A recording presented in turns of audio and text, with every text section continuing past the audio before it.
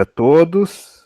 Hoje é o nosso quinto encontro, né, do nosso Clube do Livro. A discussão da noite vai ser conduzida pelo acadêmico Reinaldo Mauá Júnior. Reinaldo Mauá Júnior é graduado em Matemática, Tecnologia da Construção Civil e Pedagogia. Fez mestrado na área de Ciências Humanas e também na área de Educação, com ênfase em Planejamento e Plano Escolar. Doutorado em Educação, também na área de Planejamento Escolar. Foi supervisor de ensino pela Secretaria de Educação do Estado de São Paulo, professor e coordenador do curso de Pedagogia na Unitoledo. O texto que Reinaldo vai analisar é Brincadeira ou Brincadeirinha, de Anton Chekhov. Então, feitas as apresentações, passo a palavra ao Reinaldo. Novamente, boa noite a todos. É uma alegria muito grande. Estão ouvindo?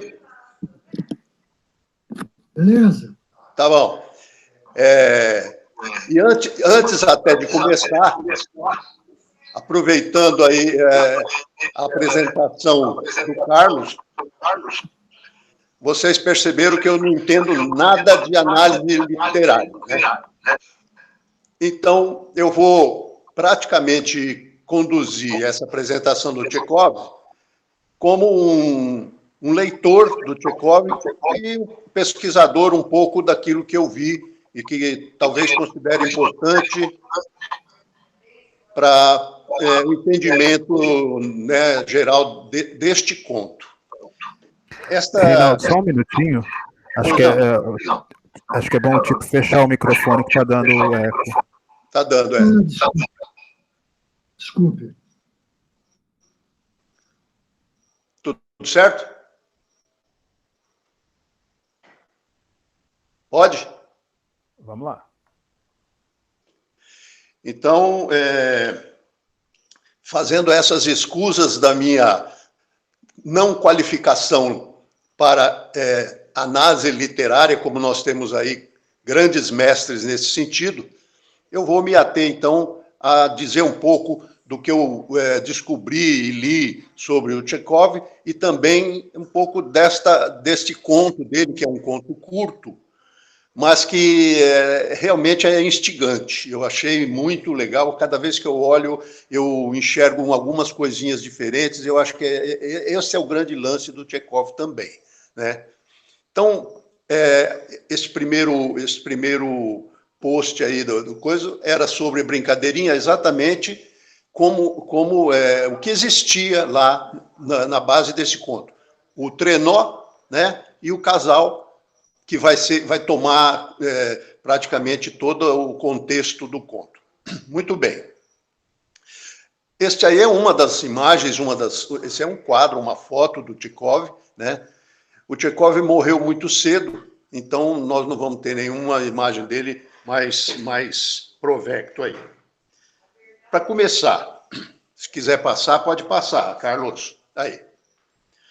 O Anton Pavlovich Chekhov nasceu no dia 17 de janeiro de 1860 em Tangarok, né, sob o regime do Império Russo, e morreu cedo, aos 44 anos, agravado por um caso de tuberculose, que praticamente acompanhou ele a vida inteira, quase. Desde criança, sempre foi um rapaz um pouco doentio. Por isso, talvez, também ele escolheu seguir a carreira de médico, para tentar, né, descobrir suas próprias, né, deficiências na questão da saúde e ajudar outros. Foi médico, escritor, dramaturgo, bastante conhecido no meio literário por modernizar a forma com que se escreviam peças, contos e novelas concisos, orgânicos e minuciosamente estruturados. Nós vamos ter oportunidade de verificar isso neste conto aí, ou já vimos, né? Desenvolvendo um estilo elegante, delicadamente mordaz e irônico, construindo diversas camadas de significado, muitas vezes de difícil acesso, que se destilam ao longo do texto. O Chekhov dizia que escrevia por prazer e luxúria, e afirmava que a medicina era sua esposa e a literatura sua amante. É um cara que tem esses dois pontos de apoio, não precisa de mais nada, né? A esposa e a amante já dá para cumprir boa parte na vida. Então tá. A jornada literária do Tchekov começou com pequenos contos humorísticos publicados em revista, na época que ele ainda começava a estudar medicina para se manter na universidade. E embora tenha sido um grande amante da literatura, especificamente nesse período, ele escrevia por dinheiro, para se sustentar. Aquele tom inicialmente cômico sobre o cotidiano dos moscovitas foi cedendo espaço para o drama recorrente nas obras russas da época, mas sempre com características inigualáveis de estilo, com sua dose, por vezes satírica, e seu estilo de prosa diretamente condensada em poucas palavras. E isso me chamou a atenção porque me identifico um pouco com essas circunstâncias de escrita. Por meio dessa síntese, o contista alterou todo o status quo pregresso desse gênero do conto, né, com o seu estilo moderno e conciso de prosa, que futuramente veio a influenciar outros autores de grande significância. Alguns gostavam dele, outros não gostavam tanto, né? Então, ele com o Gorky, né, e outros autores, já da época, conversavam muito com ele. Passou. Tchekov descobriu o significado do subtexto, né? Quer dizer, a gente fala nas entrelinhas, né? Ou seja, a poética da prova tchecoviana. O leitor adquire o hábito de ler no subtexto, entre as linhas e nas pausas. Modificou bastante o gênero clássico do conto e da novela. Aparentemente, no texto de Tchekov não acontece nada. E ele eliminou o acontecimento principal e o conflito. E isso também ele transpôs para quando começou a escrever peças de teatro. Simplesmente não existe o clímax, tanto quanto era considerado obrigatório para o gênero, não existe resolução do conflito e desfecho. Então ele vai tocando a literatura, e aí, no caso, principalmente teatro, de uma forma que, no começo, ninguém entendia, né? Pois não.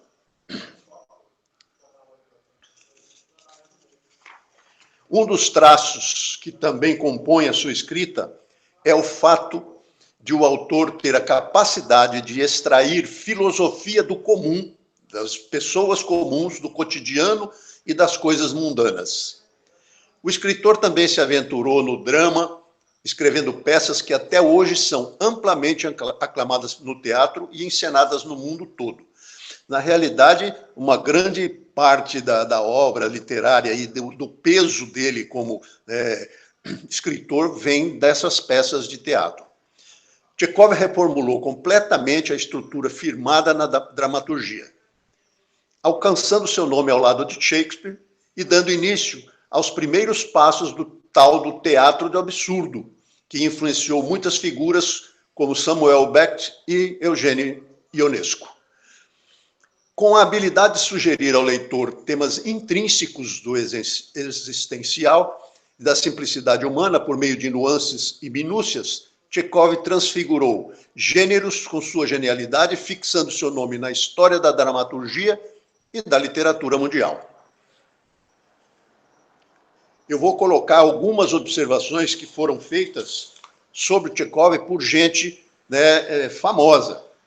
Por exemplo, Vladimir Nabokov, que escreveu Lolita, entre outras coisas, dizia o seguinte: as coisas para Tchekov eram engraçadas e tristes ao mesmo tempo, mas não se pode enxergar a tristeza se não se enxergar a comicidade, pois ambas estão ligadas.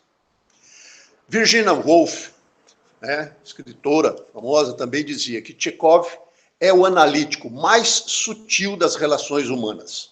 Quando lemos essas histórias sobre quase nada, que ele não tinha nem enredo e nem o fim da coisa, como mote principal, o nosso horizonte estende-se e ganhamos um espantoso sentido de liberdade.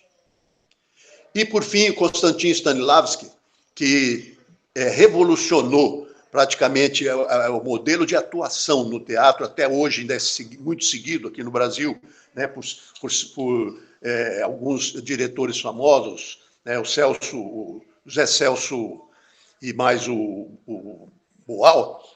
Tchekov apresenta-se inesgotável porque, apesar da aparente descrição da vida trivial, em seu motivo condutor principal, ou seja, espiritual, ele sempre fala sobre o humano com maiúscula. Certo? Então, eu trouxe essas três observações para referendar um pouco esse caráter, né, da importância do Tchekov. Agora, algumas observações sobre o nosso conto, exatamente. Primeiro, só para, vamos dizer assim, deixar claro, dependendo de quem faz a tradução, algumas palavras são traduzidas de maneira nem sempre a mesma. É o caso do nome desse conto, né? A tradução deste conto que eu li foi feita pela Maria Clara Menezes. Diz ela que fez a tradução diretamente da língua russa, sem intermediários. Então, eu considerei assim um acréscimo, né? Trazer uma situação um pouco mais para a gente sentir como que o sentimento dessas palavras. O original, Chutotka, é difícil, é complicado. Pode ser traduzido como brincadeirinha, piadinha ou joguinho. Então, para quem vai traduzir, né, escolher. Ou também, às vezes, a pessoa só colocou brincadeira. Então, vale tudo aí nessa tradução nesse sentido. Mas não atrapalha muito o entendimento. Esse conto apresenta vários aspectos da genialidade do autor, que dominou como poucos a arte das histórias curtas. Sua concisão já se mostra evidente no número de páginas dos contos. Alguns são um pouco mais longos. Eu li A Mulher e o Cachorrinho, lá, né? Tem mais ou menos umas 20 páginas, mas tudo bem, o foco dele era com contos ou textos curtos, que só aumenta o assombro diante da potência e da beleza do pequeno texto. O texto parte, esse nosso aí, brincadeirinha, de um narrador pretensamente imparcial, mas, na verdade, profundamente implicado nos acontecimentos, que, na realidade, é ele que conduz, né, praticamente o texto todo. Vemos as ações se desenrolarem numa sequência em que cada detalhe importa, o que faz da textura textual um elemento importante e altamente participativo na formação de sentido. Fica evidente nas assonâncias que mimetizam as imagens e os movimentos. Aí eu peguei um pedacinho do texto para ver como que essas mimetizações ele consegue inserir no texto. Dizendo, o trenó voa como uma bala. O vento cortante bate no rosto, que assobia nos ouvidos, machuca, pinica doído com raiva, tenta arrancar a cabeça dos ombros. Parece que o próprio diabo nos abraçou com suas garras e com um rugido que nos arrasta para o inferno. Tem um erro de português aí, foi a digitadora. Neste momento, a menina ouve pela primeira vez, eu amo você, Nádia. Essa tradutora que eu disse para vocês, a Maria Clara, ela diz o seguinte, a palavra Nadienka é um diminutivo carinhoso de Nadeida, que significa esperança em russo, esperançazinha. Torna-se assim, então, não só o nome da personagem, mas também potencialmente uma das qualidades desse texto. Porque, na realidade, a gente começa a ler e fica com esperança ou expectativa de que provavelmente vai dar alguma coisa, vai dar certo ou algum negócio. E aí a gente se surpreende. Inicialmente, levado pela delicadeza e doçura das colocações do narrador, a tentação de conceder-lhe total confiança e acreditar na veracidade do que diz é simplesmente irresistível, né? Então, a gente imagina que, olha, ele está falando aquilo, será que ele realmente ama? Por que ele está dizendo aquilo, né? Alguma coisa assim. Ele não nos prepara para isso e já joga essa colocação no texto. Tchekov alcança, assim, o ápice de sua capacidade de manipulação dos princípios miméticos e joga com a genialidade com os ideais realistas. A jovem heroína da Deida demonstra, até o final da narrativa, uma espécie de enigma insondável, cujas parcelas ínfimas são iluminadas apenas pela vontade dúbia do narrador, que tem uma extraordinária competência de nos levar para onde ele imagina que devamos ir. Reduzida à visão dele, só alcançamos de forma indireta e através de uma visão passional e marcada pelo desejo. Portanto, ele fala no texto 5 vezes, contando com a última, que ela já está, ele não sabe se ela ouviu ou não, esta expressão, eu te amo, Nádia. Né? Então, ele vai conduzindo até a gente ver no fim que a gente inclusive fica sem saber se era ou se não era, até quando ele diz, eu estava brincando, eu brincava. Então, eu fiz um breve comentário aí para a gente só depois acabar discutindo a questão. Nessa obra-prima do conto russo, Tchekov revela a crueldade dos jogos implícitos nas relações cotidianas de amor e de amizade. Brincadeira é uma leitura obrigatória não só pela maestria do contista, mas também pela tristeza, ou, quer dizer, sutileza, com que ele aborda as relações de poder que podem existir até mesmo nos momentos mais cotidianos, entre as paisagens mais belas. Tanto que ele obriga ela a sentar no trenó logo no começo, e depois, assim que ela ouve o eu te amo, Nádia, ela começa a voltar a escorregar lá, né, no trenó, mas para ver se realmente era aquilo. E no fim, ele mesmo não sabe se ele falava ou se era o vento que falava. Muito legal. Ele consegue ser bonito, o texto, né? Profundo, triste e cruel, com uma concisão que não se vê nos dias de hoje. Essa é a minha contribuição para o conto e espero que a gente possa caminhar um pouco mais aí na discussão. Muito obrigado.